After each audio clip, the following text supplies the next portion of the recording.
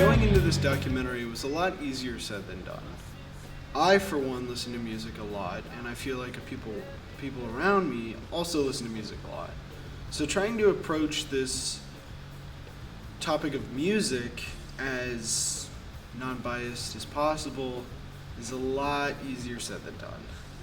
I also had to get people from a wide variety or a wide range of music. People that don't listen to music at all, and some people that work around music in their day-to-day lives. Your environment, I guess, it kind of helps you just like chill, or maybe do what you like to do. Focus more instead of zoning out, or you could just zone out sometime, be somewhere you want to. Do you think that music has a future to it? Do you think there will be a time where it's all music has been created and there is no future for music? No. You can always find a different beat in music. You can always change up notes. If there doesn't have to be a certain rhythm, even the way you might have 2 songs with the exact same amount of notes and the exact same notes.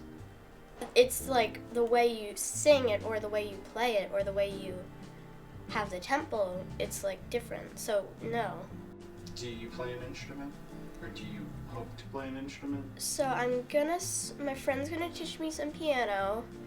I'm gonna learn, over the summer I might learn guitar, and I play flute. But with these instruments, do you consider them a hobby, or do you consider them more of I want to get famous with these? I just like doing them. I like creating music. I think it's just fun to do. It's not I want to be the most famous person ever. It's just the chill thing to do.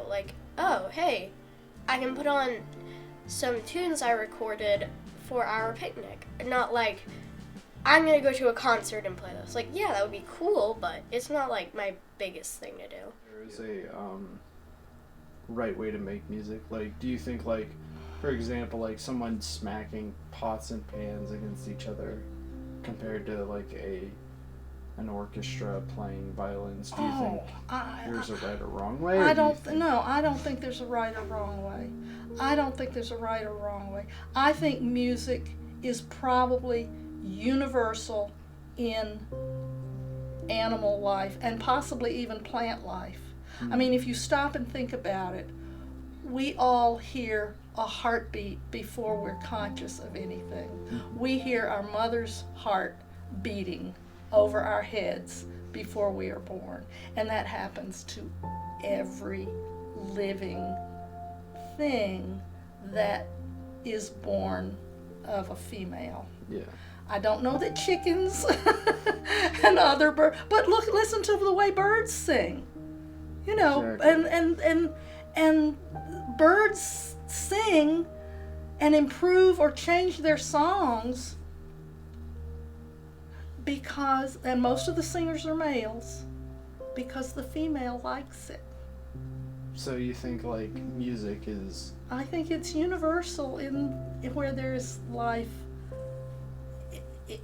That heartbeat is universal in so many things. And they've also shown that a lot of plants respond to music. They'll do better in environments, in greenhouses where they play music and that sort of thing. There is a pulse going somewhere in the world, but I think especially in humans, and probably any living thing that is born of a female that develops under that heartbeat. I mean, you have seen pictures of even geckos, which come out of eggs, that will bounce and have a kind of rhythm in the photography. And that, I don't know how much of that is manipulated behind the camera, but Disney used to do some things like that where animals would be shown moving in time with a certain amount of music. Do you think that learning music makes you appreciate it more? I think so. I really do.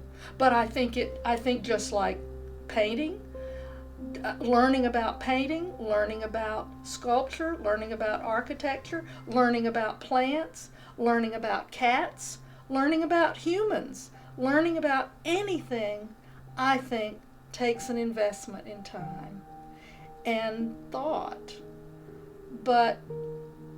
And I think what's unfortunate is there's so much interesting stuff coming at us now that it's sometimes hard to decide. It's overwhelming. What you're going, are you going to learn something deep and narrow, or are you going to learn something wide and not so deep? Mm-hmm. I used to think of education in kindergarten. You learn a lot of things, but only a little taste. Mm-hmm. And the more you go in school, it gets narrower and narrower, but deeper and deeper. And when you go to graduate school, you might just be studying this one little teeny tiny thing, but you're going to study it in really. You're going to go to the core of the earth. Yes, that's it.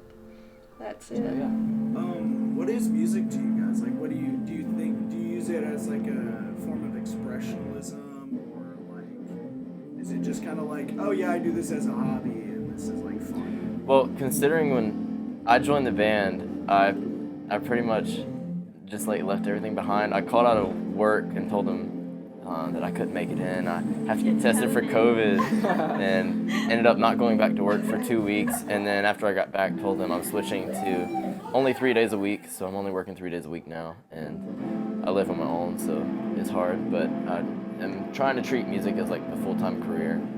I think that's always just been kind of my direction. Yeah. What about you, Fox? I feel like, music for me, considering that it's art, I just enjoy doing it because it's an outlet, you know what I mean? Like, Yeah. when I'm up there, it's energy coming out, you know what I mean? And it just I kind feel of, pretty drained right like, now. if we don't practice for like a week, we're angry at the world, because practice is a time where we can just get everything out, you know what I mean? And that's what I think is really nice about music and art in general, is it's something different for everyone, you know what I mean? Because it's art. I see music as more of an outlet than a career. Like, it's something that I really enjoy and kind of want to do and have done throughout my whole life. But I'm actually pursuing a degree in mechanical engineering, so I'm about to go to school, do that in the fall. So it's just kind of a fun thing we're doing right now. Music, has it changed your perspective on anything? Like that be like how you view the world, or like how you view just everyday life? Like, has it really like changed your perspective? That can be like your own music, or that can be like music that you feel like. Yeah. Honestly, for me, I got really into Rage Against the Machine in middle school, and when I started listening to their music, I started to, think harder about things like the world and society and how things are, you know what I mean? And I don't know, I guess a lot of the lyrics I write have a lot to do with that. But yeah, I would say that it's changed a lot of my views on the world. I'd say personally, it's kind of made me like less like conscious about what like other people think about like what I like, the output that I create. Like, for example, like Van Gogh didn't cater to whatever the mainstream art type was. He made art that was his, and so it's gotten me to really think about, I'm not necessarily always making art for other people. It's an outlet for myself. No, for sure. The parts that I write for our music is like kind of reflecting on what's going on in my life. Like, it really is a narration like that I've created, and it's kind of encouraged me to like express my. In conclusion to this documentary, I think that I learned something from everybody, all the way from my little cousin to some band members that I've never met before. I think that they all provided something a little bit different than each other. And I think that's really been able to make my music perspective a lot more enhanced than it was before, because now I see music as, oh, I don't really need to have a viewpoint on it, and it's more objective, and people perceive it how they want to perceive it. It's not, there's no label on it, and you can just perceive music however you feel like you can perceive music.